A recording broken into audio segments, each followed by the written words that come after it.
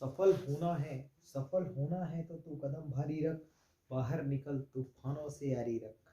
कदम कदम पर मिलेंगी मुश्किलें ये तय हैं, पर तू निरंतर अपना सफर जारी रख, पर तू निरंतर अपना सफर जारी रख।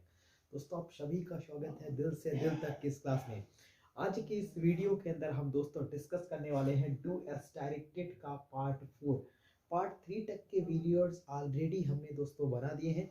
तीनों वीडियोस को देख लीजिए, अपनी नोटबुक में नोट कर लीजिए। क्लास 12 के पॉइंट ऑफ व्यू से बहुत इंपॉर्टेंट दायरा चल रहा है डू एस डायरेक्टेड का। और डू एस डायरेक्टेड के हम 150 क्वेश्चंस को कवर करेंगे। और आज हम 5 क्वेश्चंस और कवर कर लेंगे, यानी कि हम आज टोटल 20 क्वेश्चंस को कवर कर चुके होंगे इस वीडियो को खत्म होते होते। 5 मार्क्स का डू एस डायरेक्टेड क्लास 12 के एग्जामिनेशन में पूछा जाता है। और यदि आप डू एस डायरेक्टेड के क्वेश्चंस को रॉन्ग करते हैं तो एक बहुत ही निगेटिव इफेक्ट जाता है जो भी कॉपी चेक करता है आपकी। तो इसी वजह से आप डू एस डायरेक्टेड के सारे क्वेश्चंस को राइट करने का प्रयास करें, आप एक पॉजिटिव इम्पैक्ट छोड़ पाएंगे अपनी आंसर शीट पर। उम्मीद करता हूँ बेहतर करेंगे। क्लास 12 बोर्ड एग्जाम 2023 ग्रामर के कुछ क्वेश्चंस है। चलिए अब बिना किसी देरी के पहले क्वेश्चंस की शुरुआत करते हैं। He likes mangoes change into passive voice. इसको पैसिव वॉइस में चेंज करना है दोस्तों। पैसिव वॉइस में चेंज करते समय हम एक विशेष बात का ख्याल रखते हैं कि सबसे पहले दोस्तों हम जब भी इस पैसिव वॉइस बनाते हैं तो हम पैसिव वॉइस में एक विशेष बात का ध्यान रखते हैं कि हम ऑब्जेक्ट को सब्जेक्ट बनाते हैं। यानी हम इसका स्ट्रक्चर लिखते हैं दोस्तों object to subject, object to subject. Object to subject लिखने के बाद दोस्तों हम इसके स्ट्रक्चर में लिखना शुरू करते हैं। ऑब्जेक्ट टू सब्जेक्ट के बाद दोस्तों changed helping verb, changed helping verb, changed helping verb के बाद दोस्तों मेन वर्ब की थर्ड फॉर्म। पैसिव की मिनिमम कंडीशन कहती है कि आपको हमेशा मेन वर्ब की थर्ड फॉर्म का प्रयोग करना है। इसके बाद दोस्तों हम लिखते हैं, बहुत सारे लोग यहाँ पर लिखाते हैं वाई, यहाँ पर वाई नहीं दोस्तों, यहाँ पर सुइटेबल प्रेपोजिशन का यूज आप करेंगे। तो यहाँ पर आप लिखें सुइटेबल प्रेपोजिशन और इसके बाद दोस्तों आप एजेंट का प्रयोग करेंगे, एजेंट का प्रयोग करेंगे। तो ये स्ट्रक्चर किसी भी पैसिव वॉइस का स्ट्रक्चर है, इसको लिख लीजिए object to subject, changed helping verb, main verb की third form plus suitable preposition और प्लस एजेंट। काफी इंपॉर्टेंट तरीके से हमने किसी भी पैसिव का स्ट्रक्चर लिखा दिया है। चलिए अब दोस्तों पहले सवाल का राइट आंसर देखते हैं। पहले सवाल का राइट आंसर क्या है? He likes mangoes. तो पहले इस ऑब्जेक्ट को क्या बनाइए? सब्जेक्ट बनाइए। तो इस ऑब्जेक्ट को हमने बना दिया दोस्तों क्या? इस ऑब्जेक्ट को हमने बना दिया सब्जेक्ट। तो हमने इसको सब्जेक्ट बनाया तो ये देखा हमने मैंगोज।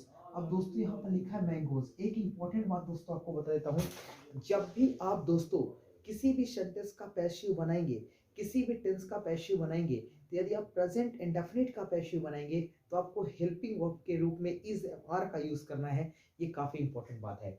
तो आपने देखा दोस्तों मैंगोज प्लूरल सब्जेक्ट है, इसके साथ आप आर का प्रयोग करेंगे, मैंगोज आर। तो ये देखिए हमने चेंज्ड हेल्पिंग वर्ब लगा दी मैंगोज आर। इसके बाद स्ट्रक्चर में क्या लिखा है? मेन वर्ब की थर्ड फॉर्म। मेन वर्ब क्या है? लाइक्स। तो यहाँ पर आप क्या लिखेंगे? यहाँ पर दोस्तों आप लाइट लिखेंगे, लाइट लिखेंगे। तो आपने लिख दिया कि मैंगोज आर लाइक्ड। अब ही के अकॉर्डिंग, ही के अकॉर्डिंग दोस्तों आप किसका प्रयोग करेंगे? सुइटेबल प्रीपोजिशन है, तो यहाँ पर ही के अकॉर्डिंग आप वाई का प्रयोग करेंगे। तो आपने वाई लिख दिया और ही का क्या हो जाएगा? हिम। तो इस तरह से हमने पहले क्वेश्चन का पैसिव काफी आसानी से बना दिया है, mangoes are liked by him. तो ये आपका 1 मार्क्स एग्जामिनेशन के अंदर फिक्स हुआ। क्वेश्चन नंबर 2 पर चलते हैं दोस्तों और देखते हैं क्वेश्चन नंबर 2 क्या कहता है। The boy is my cousin, the boy is bearing a blue shirt. वह लड़का जो ब्लू कलर की शर्ट पहना हुआ है मेरा कजिन है। इसका मतलब दोस्तों इसमें कह क्या रखा है? कंबाइन द सेंटेंस, सेंटेंस को कंबाइन करिए into a complex sentence, complex sentence के रूप में and using a relative clause. दोस्तों एक इंपॉर्टेंट बात बता देता हूं, सबसे इंपॉर्टेंट रिलेटिव क्लॉज होते हैं दोस्तों हु और whom, हु और whom। ये दोनों ही दोस्तों रिलेटिव क्लॉज का काम करते हैं।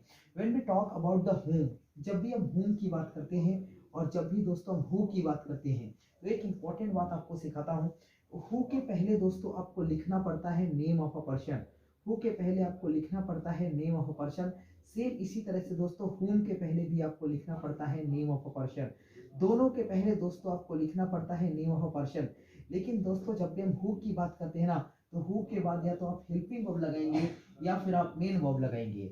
और हुम के बाद दोस्तों आपको यूज करना है डिफरेंट सब्जेक्ट।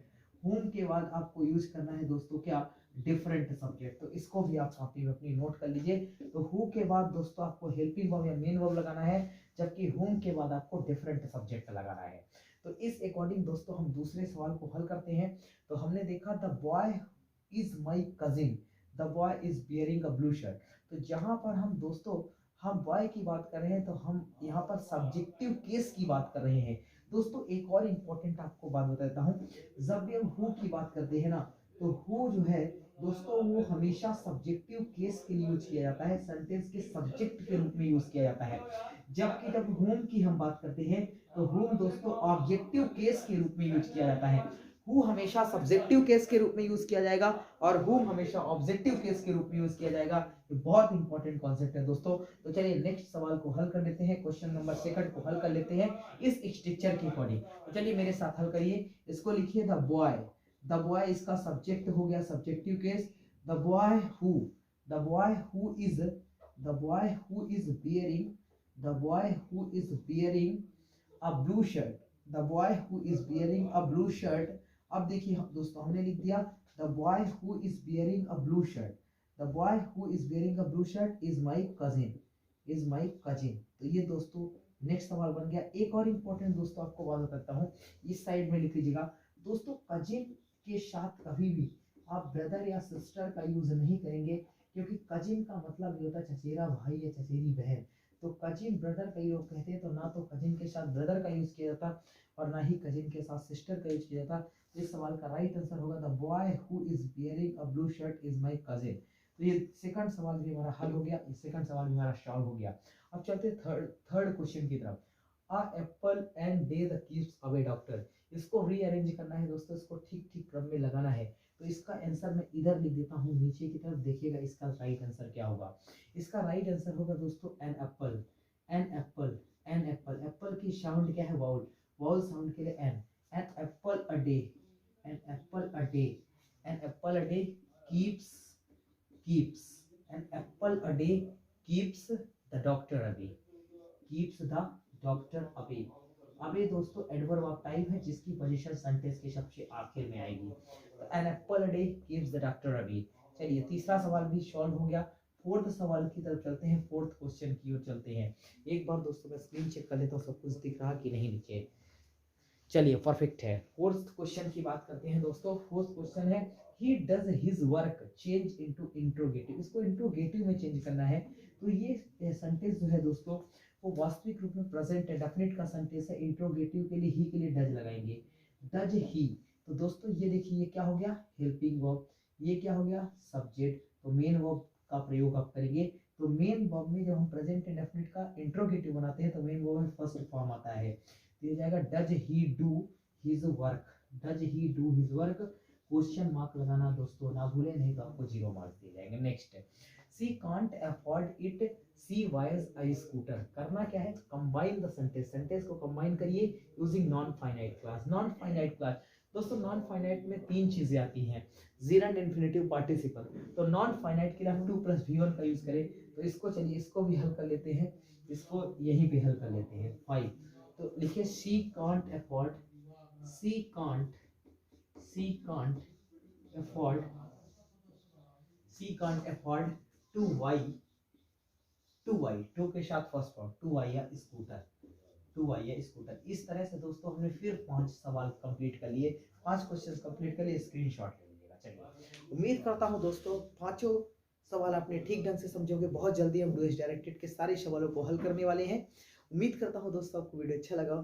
अगर वीडियो अच्छा लगा हो तो इस वीडियो को लाइक करिए, चैनल को सब्सक्राइब करिए और जल्दी से जल्दी इस वीडियो पर जुड़ जाइए, क्योंकि क्लास 11 और क्लास 10 से संबंधित, क्लास 12, क्लास 11, क्लास 10 से संबंधित बोर्ड के सारे कॉन्सेप्ट को हम डिस्कस करने वाले हैं।